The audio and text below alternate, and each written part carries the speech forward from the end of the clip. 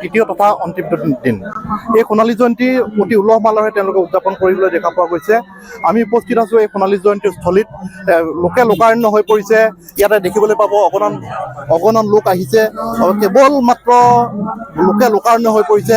ইয়াতে দেখিবলৈ পাব খন্তেক সময়ৰ পিছতে ইয়াত এটা বিশাল সমদল 12ৰহণীয়া সাংস্কৃতিক শোভাযাত্ৰা তেওঁলোকে প্ৰদৰ্শন কৰিব উলিয়াব। ইয়াৰ পৰা তেওঁলোকে পোনে পোনে যাব সত্ৰৰ যি বিষ্ণু বালিকুচি সত্ৰ, ডকুৱা বিষ্ণু বালিকুচি সত্ৰৰ হৈ এনেধৰণে তেওঁলোকে ঘূৰি আহিব। আমি যত্ন কৰিম ক'ৰ পৰা ক'লৈ আজি এই শোভাযাত্ৰাটো ক'ৰ পৰা ক'লৈ কেনেধৰণে ওলোৱা হ'ব, কিমান মানুহ?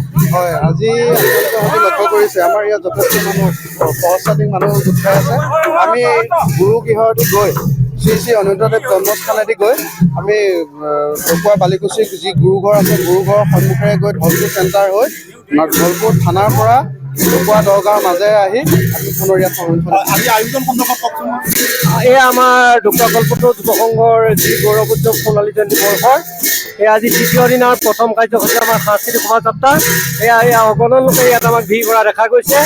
এয়া প্ৰথম আমাৰ গায়ন বায়ন যাব, তাৰপিছত আমাৰ খোল বাদ্য, মিচিং জনগোষ্ঠীৰ বিভিন্ন নৃত্য, আইসকলৰ দিহানাম আদি গীত পৰিৱেশন কৰিব। হয়, এনেধৰণে আজি 12ৰহণীয়া সাংস্কৃতিক শোভাযাত্ৰা, বিশাল শোভাযাত্ৰা উলিওৱা হৈছে। আৰু আমাৰ লগত আছে এই অঞ্চলৰ স্থানীয় গণ্যমান্য ব্যক্তি।